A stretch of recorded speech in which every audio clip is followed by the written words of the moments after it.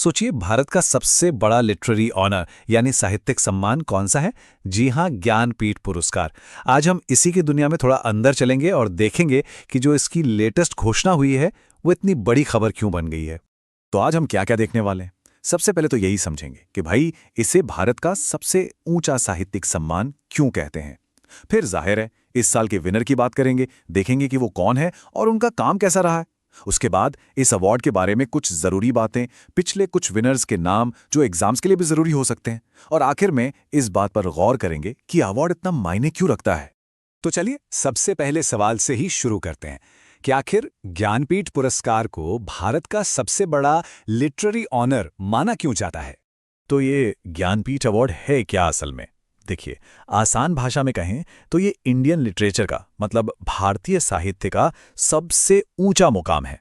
ये सम्मान उन लेखकों को मिलता है जिन्होंने मतलब अपने काम से किसी भी भारतीय भाषा के साहित्य पर एक गहरी छाप छोड़ी हो। तो ये सिर्फ एक ट्रॉफी नहीं है, ये एक लेखक के पूरे जीवन के काम को, उनकी पूरी साहित्यिक यात्रा को एक तरह से सलाम करना है।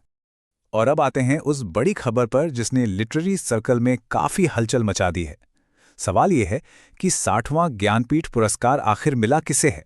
तो 2025 के लिए यह सम्मान मिला है तमिल साहित्य के बहुत बड़े नाम आर वेरामुथु को। और जैसे ही ये नाम सामने आया, लिटरेचर की दुनिया में एक नया उत्साह और एक नई चर्चा शुरू हो गई। वेरामुथु जी की जो सबसे खास बात है ना, वो है उनका रेंज।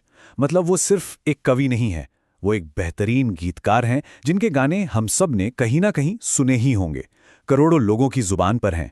और लिटरेचर में तो खैर उनका एक अलग ही मुकाम है। तो उनकी जो प्रतिभा है वो किसी एक दायरे में बंधी हुई नहीं है। तो चलिए आर वेरामुथु के प्रोफाइल पर जरा और गौर करते हैं। देखते हैं कि उनकी साहित्यिक यात्रा में ऐसा क्या खास है जो उन्हें एक लिटरेरी फोर्स बनाता है। ये जो नंबर दिख रहा है 8000 से भी ज्यादा, जी हाँ, वेरामुथु जी ने तमिल सिनेमा के लिए 8000 से भी ज्यादा गाने लिखे हैं। ये सिर्फ एक नंबर नहीं है, सोचिए, ये उनकी कमाल की प्रतिभा और लगातार मेहनत का सबूत है। जरा सोच कर देखिए, कितनी ही पीढ़ियों ने उनके लिखे गानों में अपनी फीलिंग्स को पाया होगा। ज्ञानपीठ तक पहुंचना कोई एक दिन का काम नहीं था। उनका सफर बहुत लंबा रहा है। उन्हें कई नेशनल अवार्ड्स मिल चुके हैं।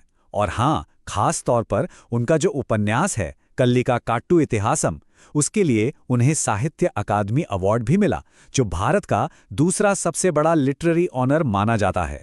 तो ये सारे अवार्ड्स यही दिखाते हैं कि उनके काम को दशकों से पहचाना और सराहा जा रहा है। और अगर उनके लिखने के स्टाइल को एक लाइन में बताना हो तो वो कुछ ऐसा होगा: मॉडर्न और ट्रेडिशनल तमिल लिटरेचर का एक खूबसूरत संगम।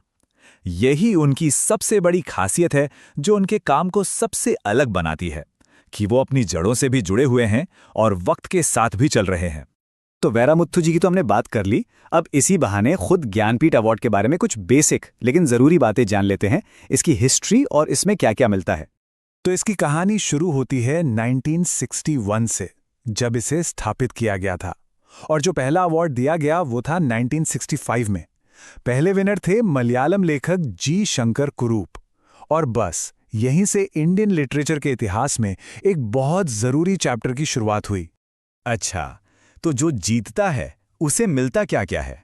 देखिए, इसमें 11 लाख रुपए का कैश प्राइज होता है, एक प्रशस्ति पत्र यानी साइटेशन प्लैक होता है, और साथ में मिलती है वाग देवी यानी ज्ञान की देवी सरस्वती की एक कांस्य की मूर्ति। और ये मूर्ति ही इस अवार्ड का सिंबल है। तो ये सिर्फ एक ऑनर नहीं है, ये एक लिटरली लेगेसी का हिस्सा बनने जैसा है। अब जरा पिछले कुछ विनर्स पर भी एक नजर डाल लेते हैं। ये वाला सेक्शन उन लोगों के लिए खास तौर पर काम का है जो कॉम्पिटिटिव एग्जाम्स की तैयारी कर रहे हैं। तो ये लिस्ट देखिए, 60वां यानी 2025 का अवार्ड तो आर वेरामुथु को मिला तमिल साहित्य के लिए। इससे ठीक पहले 59वां मिला था हिंदी के जाने माने लेखक विनोद कुमार शुक्ल को। और 58वां अवार्ड दो लोगों को साथ में दिया गया था। एक तरफ थे उर्दू के शायर और फिल्म मेकर गुलजार साहब, और दूसरी तरफ थे संस्कृत के विद्वान रामभद्राचार्य जी। ये नाम और इनकी फील्ड्स याद रखना काफी जरूरी है। और जो 58वां अवार्ड था ना, उसके साथ एक बहुत ही अनोखी बात हुई थी। ये पहली बार था कि ये अवार्ड दो बिल्कुल अलग अलग फील्ड्स के दिग्गजों को एक साथ दिया गया। सोचिए, एक तरफ फिल्म और उर्दू शायरी और दूसरी तरफ संस्कृत का पारंपरिक ज्ञान। ये दिखाता है कि ये अवार्ड भी अब अपने नजरिए को और बड़ा और व्यापक बना रहा है। तो ये सारे फैक्ट्स तो हो गए, लेकिन इन सब के अलावा ज्ञानपीठ पुरस्कार का असली मतलब क्या है? ये हमारी सोसाइटी और लिटरेचर के लिए इतना मैटर क्यों करता है? देखिए, ये समझना बहुत जरूरी है कि ज्ञानपीठ सिर्फ किसी एक इंसान को मिलने वाला ऑनर नहीं है। जब भी ये अवार्ड दिया जाता है ना, तो ये हमारी सोसाइटी में लैंग्वेज, कल्चर और लिटरेचर के रोल पर एक नई बहस शुरू कर देता है। ये हमें एक तरह से याद दिलाता है कि हमारी कहानियां, हमारी कविताएं, ये सिर्फ शब्द नहीं हैं, ये हमारी सोसाइटी का आईना है। और यहीं पर एक बड़ा सवाल भी उठता है, जिसके साथ हम आज की बात खत्म करेंगे, कि इस तरह के जो लिटरेरी अवार्ड्स होते हैं, वो आखिर किसी देश के कल्चरल डायलॉग को, मतलब उसकी सांस्कृतिक सोच और बातचीत की दिशा को कैसे तय करते हैं या उस पर असर डालते हैं, इस पर